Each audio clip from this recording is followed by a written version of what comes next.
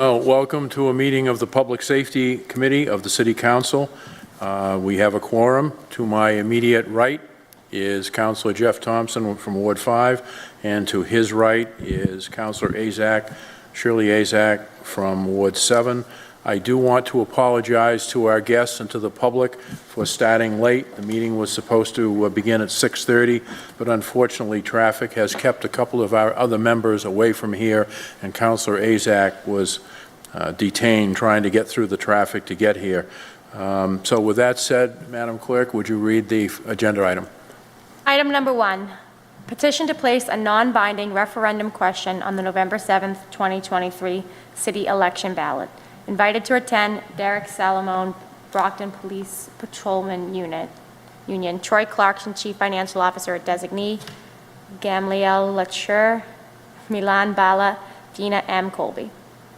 And just for the record, councilors, the Chief Financial Officer had to go to the school committee meeting this evening. Madam Clerk, do you happen to have the petition with you so that it could be read? I do. For the record?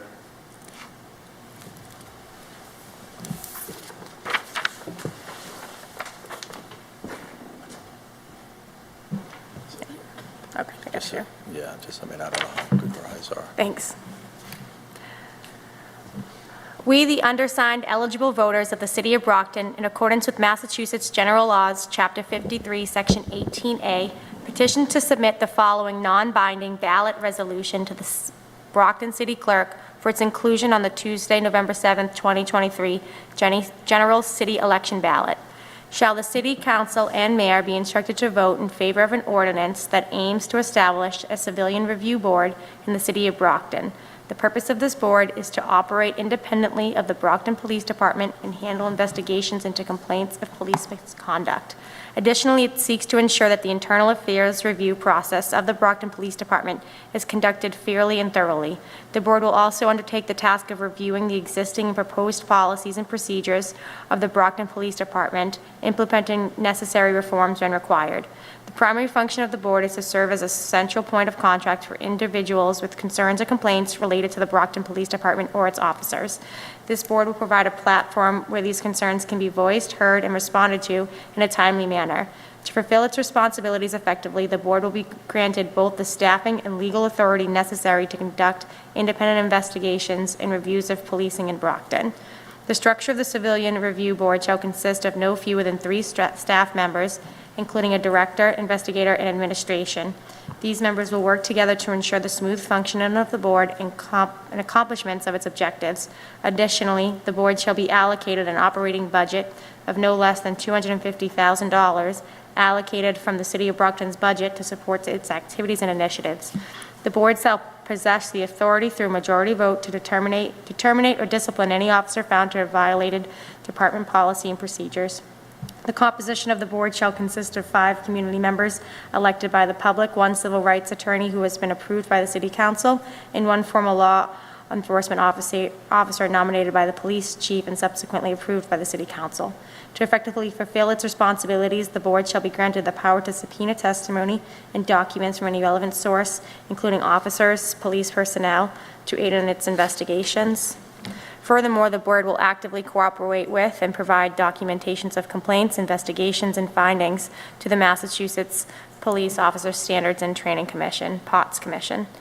The policies and procedures governing the operations of the board will be established by its members with the assistance of the city solicitor no later than 60 days following the appointment of board members. This ordinance shall come into effect no later than January 2nd, 2024. Thank you, Madam Clerk. To our guests, I see Mr. Lawton here and another gentleman, so please step up to the podium and make yourself at home. We'd be happy to hear any comments that you may have, and just make sure the microphone is close enough to you to pick up on your voice. Hello? That's good. That's good? Okay.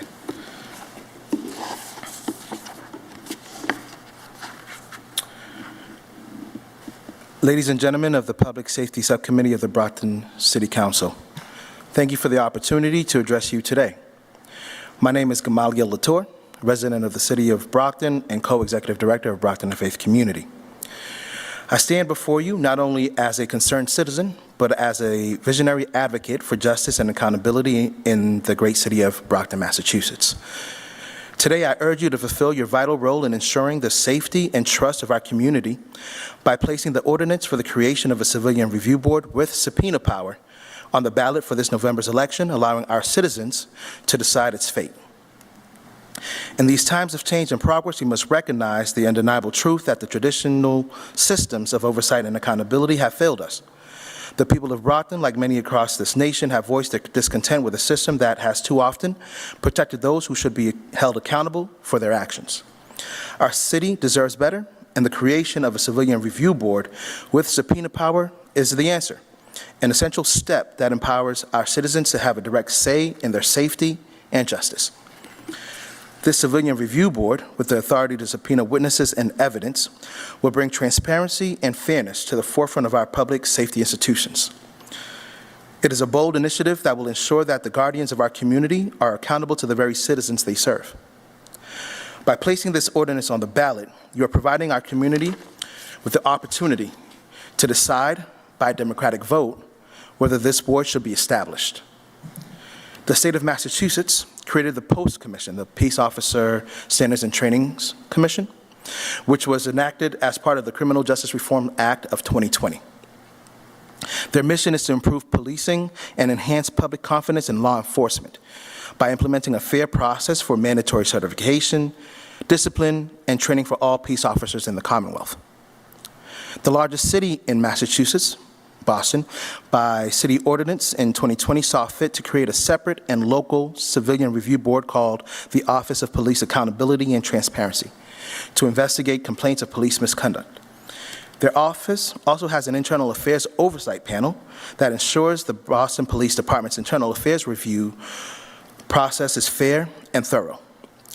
Even Mayor Sullivan's own Community Justice Task Force, created after community outpouring over better police use of force policies, amongst other things, stated in their report to the mayor, and I quote from the Enterprise News Report on April 22nd, 2021, "In the areas of accountability and transparency, recommendations including creating a Brockton Citizens Review Team, a police review board that can review and initially investigate complaints against department members. It would be able to do its work by having access to a list of problem officers, which is also known as a Brady list," end quote. The Civilian Review Board is not a tool of division. It is an instrument of unity. By letting the citizens of Brockton have their say, we bridge the gap between our law enforcement agencies and our communities, fostering a relationship of trust and cooperation. We empower citizens to actively participate in the oversight of our police department, ensuring that it truly serves and protects the interests of all our residents. So the question before us is not whether we need such a board, but rather, can we afford to wait any longer? The status quo has left countless victims without justice and communities without closure. It's time to break the chains of complacency and entrust the decision to the people. Placing the ordinance for a civilian review board with subpoena power on the ballot will send a powerful message that we value the input of our citizens and are committed to justice, accountability, and equality for all. To those who may oppose the initiative, I implore you to consider the words of Frederick Douglass. And I quote, "Power concedes nothing without a demand," end quote. Our community demands accountability, transparency, and justice.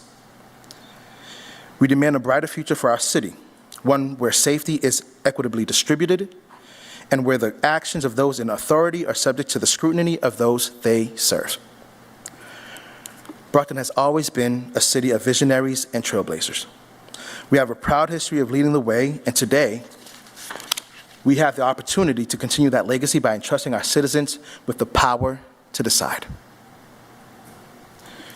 In conclusion, I urge you, members of the Public Safety Subcommittee, to embrace this historic moment in the power of democracy. Place the ordinance for the creation of a civilian review board with subpoena power on the ballot for the upcoming November election. Let our citizens have their voice heard, and let our city shine as a beacon of justice, accountability, and hope for all. Together, we can make our community safer, fairer, and more united than ever before. Thank you for your time, your courage, and your commitment to the future of Brockton, Massachusetts. Thank you. Councilors, I do have a letter from the president of the Brockton Police Patrolmen's Association, but before I read that, does anyone have any questions of the gentleman? Or does Mr. Lawton wish to say anything? No, I'm fine, Counselor. Thank you. All right. Any questions? All right, let me read this, because I did ask for the police to give me their thoughts as to what they thought of the request. Dear members of the Public Safety Committee, I want to thank you for the opportunity to provide you with the concerns of the Police Patrolmen's Association on the proposed Civilian Review Board, parentheses CRB. First, there is simply no good reason for creating a CRB in Brockton. After a long process with public input of many interest groups, the Massachusetts legislature created a Peace Officers Standards and Training Commission, which handles certification, discipline, and training for all police officers in the state. Creating a civilian review board in Brockton with its own regulations and guidelines can only confuse what has already been a difficult and complicated implementation process for the Post Commission. Brockton Police Patrolmen's Association opposes a CRB in Brockton because whether or not we are comfortable with the Post Commission. I may have misplaced a word here. It is a done deal, and everyone in the state is working hard on the many problems and burdens already imposed by this new legislation. An independent civilian review board in Brockton will only serve to further exacerbate what is already a painful process in the state. Secondly, the state has already expended significant taxpayer funds to implement the regulations and operations of the Post Commission. By forming a civilian review board, the City of Brockton would be asking taxpayers to fund yet another agency to duplicate the work of the Post Commission. The likelihood of conflicts between the Post Commission's work and a new independent city civilian review board is a certainty, and these certain conflicts can only operate to further complicate our ability to do our jobs as police officers, protecting the lives and safety of our community. Thirdly, the Brockton Police Patrolmen's Association respectfully submits that imposing new and conflicting burdens on Brockton police officers would make it more difficult to attract new, qualified candidates for the position of police officer within the City of Brockton. This would create, and forgive me, it's a small font here. This would create even more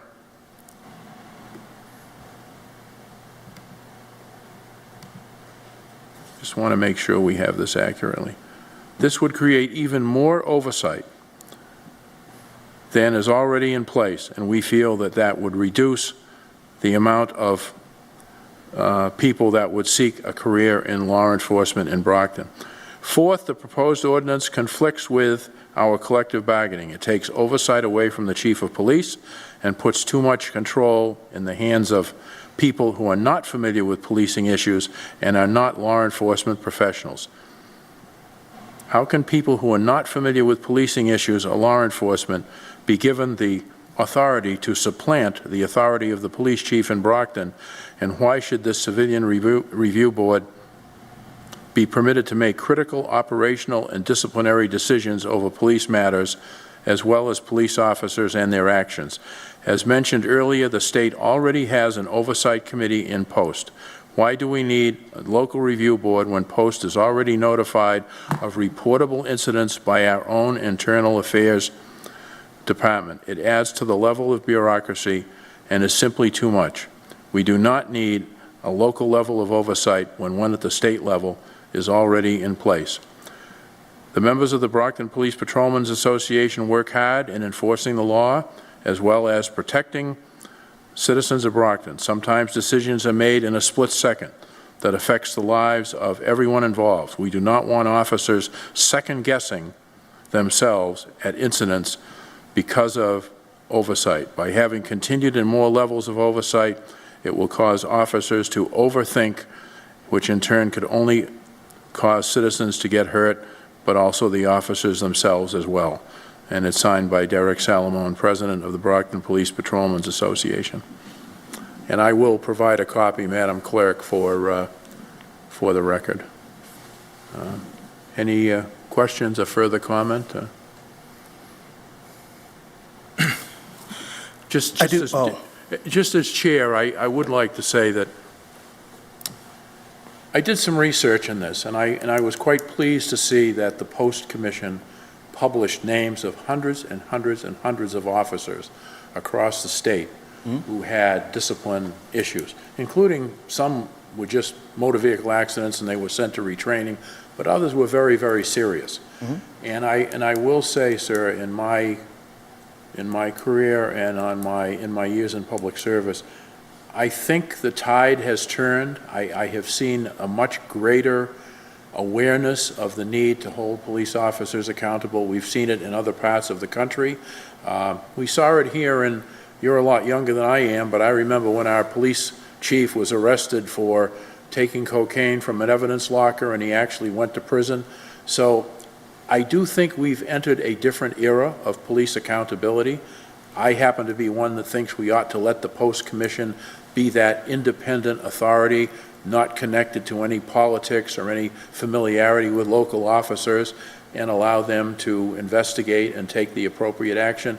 And the last thing I would say is $250,000 is a bit of a excess, I think, appropriation to do this, where it really would, again, in my opinion, be duplicitous of what goes on at the state level. But these are just my own opinions, and I'm not speaking for the rest of the councilors. Yeah, so in speaking with the Post Commission, there are a few issues that come up for them, one of them being overwhelmed at times. I'm sorry, what? Overwhelmed at times. Okay. With the process and the amount of reports that they get.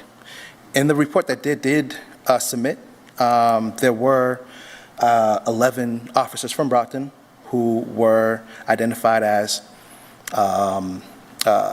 officers that misconduct was found in their cases and penalized. However, we know that there's much more that's actually happening that actually isn't being reported. And there's also sometimes lack of actual evidence at times from the person submitting the reports that adds a barrier for the Post to actually do its due diligence.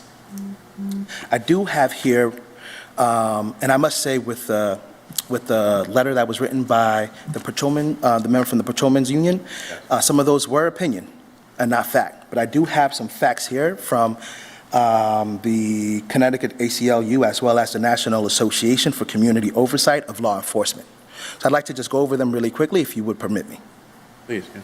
Connecticut ACLU alludes to in their analysis, there is evidence to suggest that if CRBs, community review boards, are able to effectively implement their core tenets of transparency, fairness, accountability, and foundational community involvement and leadership, they may be able to reform policing in ways beneficial to both community members and officers. The concept of procedural justice underlies this potential.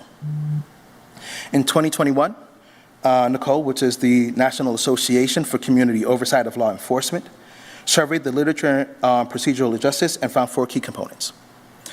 Participation, which is individuals who find themselves more satisfied with procedures that give them a voice and the ability to participate by allowing them to communicate their voice about situations. Neutrality, objectivity, and neutrality in decision-making as opposed to decision-making stemming from personal bias or increase perceptions of fairness and objectivity. I think you were alluding to that piece, Counsel Farrell. Dignity and respect. Treatment that is dignified, respectful, and recognized as individuals' rights are strongly tied to perceptions of fairness and legitimacy. And trust. Procedures are more likely to be perceived as fair if people feel that decision makers Decision makers care about people's well-being and concerns and explain their decisions in ways that account for people's needs. The report also states that when the principles of procedural justice are implemented, citizens are more likely to collaborate with law enforcement, and when complaint processes are governed by procedural justice, complainants' satisfaction with the process increases. Nicole, 2021, page 73.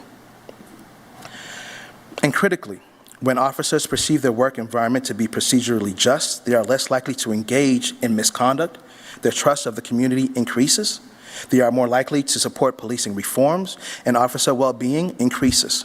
Part of the same report, same page, page 73, Nicole, 2021. The bottom line is that for civilian review bodies to effectively reform and hold police accountable, they need the legislative legal power to do so, including subpoena power over police files and officer testimony, and guaranteed resources to indefinitely carry out their work free of political influence. And this is something that you actually alluded to in terms of the Post Commission. The suggestion here, the language in the petition that was submitted to the city clerk, is actually based on the model that the city of Boston, through the OPAT office, actually is implementing currently. And so the amount of $250,000 that is suggested as the minimal pay for that office, which includes all three positions, is based on OPAT's model and is scaled down based on the size of their operation as well. And so there is consistency and reason for that actual amount to be the line item on the city's budget. At the end of the day, change does elicit some challenges, absolutely. But as you alluded to, change is occurring and it is necessary. Absolutely. And I hope that this subcommittee and the city council at large has the foresight to see the positive possibilities of what true collaboration can be for the city. Thank you. Anything? I can just comment. Thank you, Mr. Latour.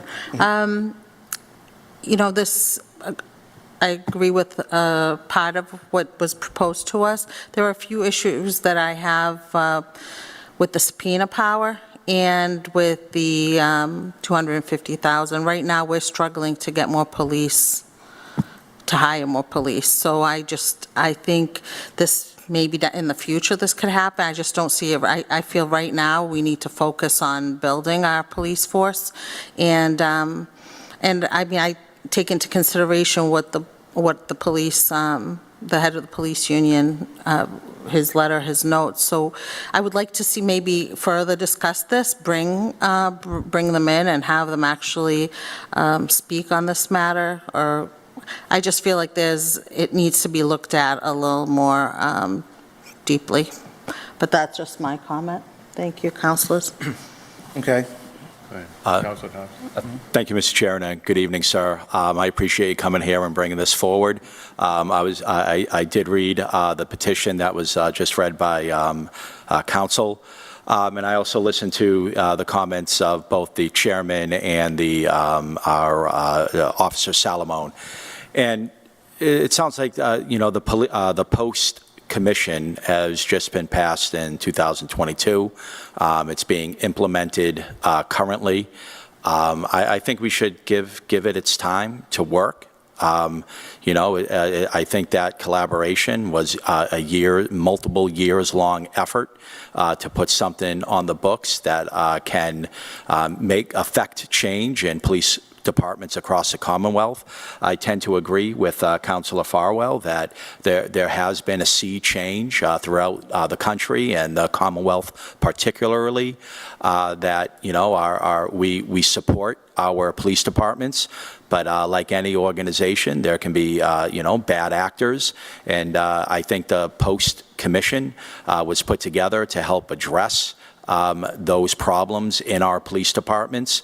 Listening to Officer Salamone's comments about conflicts, about the disincentivizing officers from acting, I think those are real concerns. I think we should allow for the post-commission to be implemented, for it to be tested, and if found lacking, then we can readdress this matter. But I think it's premature to add in another level of bureaucracy when the city's trying to implement the post-commission as written. And so I just think this is premature, but I do appreciate you coming in tonight. I appreciate those comments.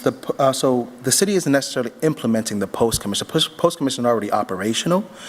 The police department will send, complaints they received up to the post-commission. But the post-commission's main purpose lies more in the certification process, training, and development of peace officers. Obviously, also discipline and doing some investigations into these complaints are part of their repertoire. But this is why the Office of Police Accountability and Transparency and many others, not just in Boston, but there are many other examples that are existing in the Commonwealth right now that are operational, right? So following the example of Boston, who had the foresight of saying, we actually have a community and a police force that may not be able to be held by the post, right? And so we have to have our own infrastructure and our own mechanism to actually deal with those issues at hand and not wait for the Post Commission, who, again, is statewide, to address the issues at hand. And one of the things that I believe you're mentioning is, the challenge of police recruitment and having something like this in effect, reducing the amount of people who would apply for a police officer job, if you will. But the reports don't lie. If you actually create and foster true relationships with the community, there's less stress on those police officers, right? Because of the relationships that they've built, right? They are more at ease in their their patrol or their work when the community is receiving or able to actually have a say in the way that the bodies are governed, right? And so if you have the mechanism in place where community feels as if their input around what's happening to their bodies in instances where it's dealing with the police force is implemented and they're heard, it creates a better environment for police to actually be in communities and doing their jobs. So it is a win-win. And so I feel like the narrative that the union representative is a bit short-sighted. And seeing that, I don't believe that he's truly seeing the benefits of a CRB. Yes, there is some oversight, right, that comes into play, of course, right? This is why we're here. But it isn't stopping them from doing their job. It's actually there to help create the environment for them to do their jobs better. Thank you. I'm going to maybe close this out by saying you are absolutely right. There needs to be a constant level of accountability. And so that you won't think I'm giving you lip service, there are minority people in other parts of the country that gave their lives to bring about the sea change that Councilor Thompson mentioned.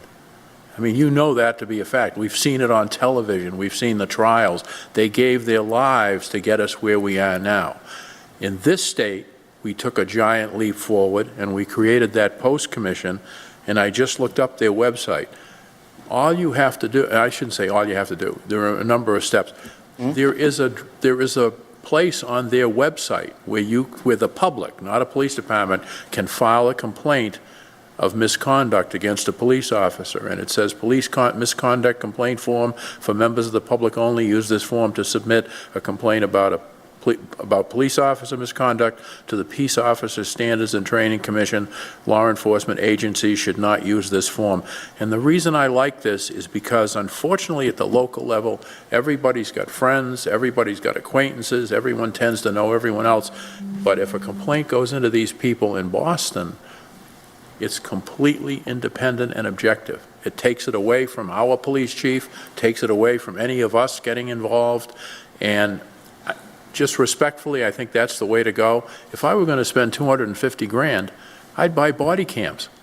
I think officers should wear body cameras. Everyone else has these and film what goes on. I think the officer would probably be well served by having a body cam to record what incident is unfolding. But I won't support this, but I want you to know I recognize what's happened in this country, and I recognize what it took to get where we are today. But I'm just not ready to jump over the Post Commission in Boston and spend the money here and put this on the ballot. And I respect your position, and I just ask that you respect mine, that's all. Absolutely, and I thank you for that. And I agree with you, body cam should be part of a uniform, 100%. But in speaking with the Post Commission, they welcome CRBs throughout the Commonwealth. And I think that part of